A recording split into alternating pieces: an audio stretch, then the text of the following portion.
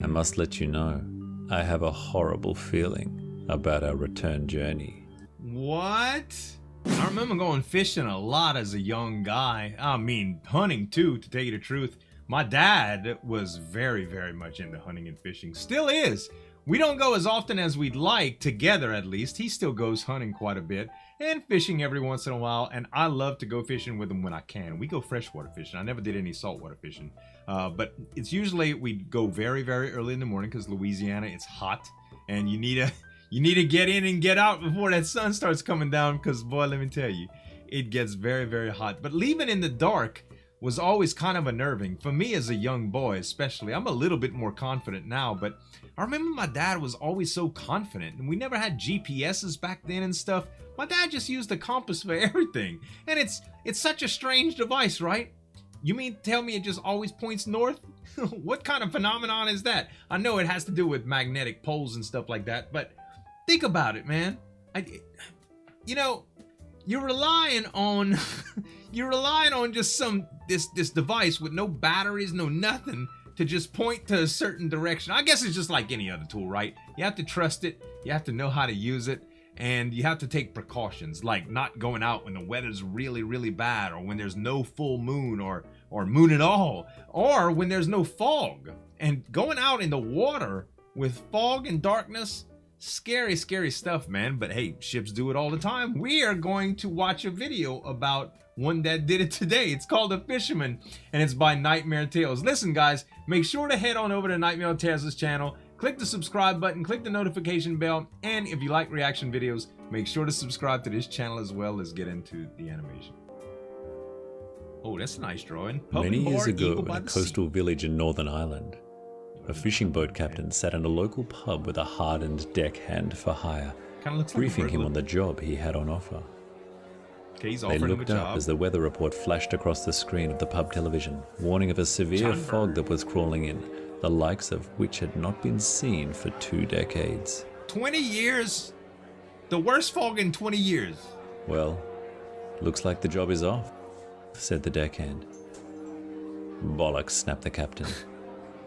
This is our chance to make a huge haul. If everyone else stays in port, we'll have the entire deep sea to ourselves. The burglar would like that.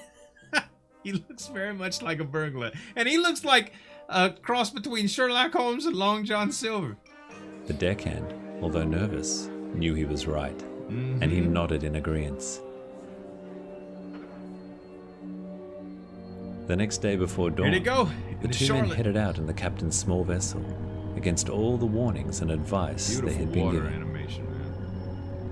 Before too long, they found the mist, or more likely, the mist found them, as it consumed their craft and led them into an eerily lit shade of deep grey that made even the stone-faced captain feel uneasy. The deckhand noticed that the compass had begun to spin uncontrollably. You screwed! And started with, "Captain," before being immediately cut off. "Quiet," belted the captain. But I need to concentrate. But we in the Bermuda Triangle.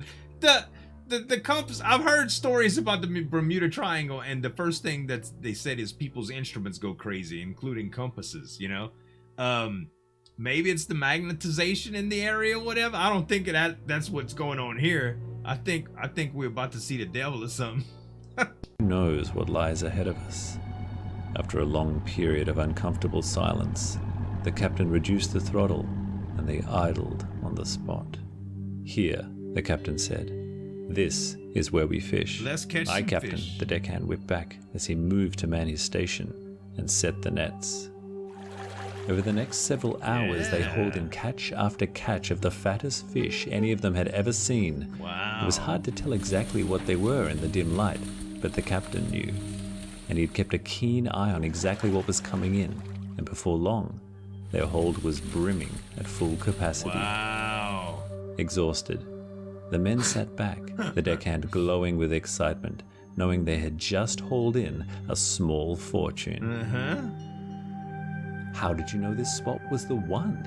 he asked. "Instinct," replied the captain. Instinct? "I've always trusted my gut, and it's never let me down.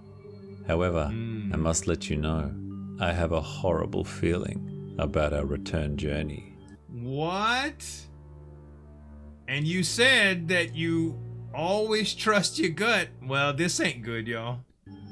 The deckhand's fine mood dissolved, and he stared piercingly at the captain, the eerie silence finally being broken when he said, "I'm ready for anything." What? Just as he managed to get the words out, a huge black tentacle whipped out of the water behind You ain't him ready for and that! dragged him off the side of the boat and down into the cold, dark depths below. The captain, keeping a cool head, stepped back out onto the deck, clutching the boat's gaff pole. Ready. What? Waiting. Is it a kraken? Is it a ghost? A huge black dome emerged at the stern. The captain balanced his stance and prepared to swing, but was caught off guard and was wrapped up from the side, causing him to drop the gaff and scream in pain. He What the hovered heck? over the deck as the tentacles whipped back the cover to the hold and pulled out what could only be described as alien. Its tight, slick black skin squeaked against the tentacles as its own hung lifelessly beneath the coils. Wow. The massive black head of the beast then lifted out of the water and brought its teeth, like the shiny steel gates of hell, right up to face the captain. Dang. "You took my child," the captain croaked. "So I came back to take yours." It was as if the creature understood. Its mind flashed back to a time 20 years ago when he had previously crossed paths with the captain. His son, whipped off the boat and eaten alive by his younger self. The creature faced off with the captain. The captain stared back and smiled as he watched a large blade slice down the length of its neck, spilling blood and guts all over The deckhand? deck. The burglar? From the carcass Oh! emerged the deckhand, Yes! satisfied he'd completed his job. That was the job that As he the hired dead him beast for. slowly slipped back overboard. They both looked down at the creature's baby, which had begun to show signs of life by slowly writhing on the deck What? in the blood of its mother's guts. "Should we throw her back, Captain?" the deckhand asked. "No," said the captain, and he kicked it into the hold with the other fish, secured the lid, and then powered off into the fog Wow, in dude. search of the shore. That I didn't expect that at all. That little toy. Oh my god, my boy just came out of nowhere and cut it from the inside out. That's what he was hard to do. Oh gosh. You know, I love when stories do that to you, when they make you think something's gonna happen and they just twist it right on up. Ladies and gentlemen, make sure to go over to Nightmare Files' channel. His link's gonna be in the description as well as right there. And if you like reaction videos, you can watch these and subscribe to my channel as well. Thanks so much for watching. As always, this is Zueljin signing off, and we'll see you next time.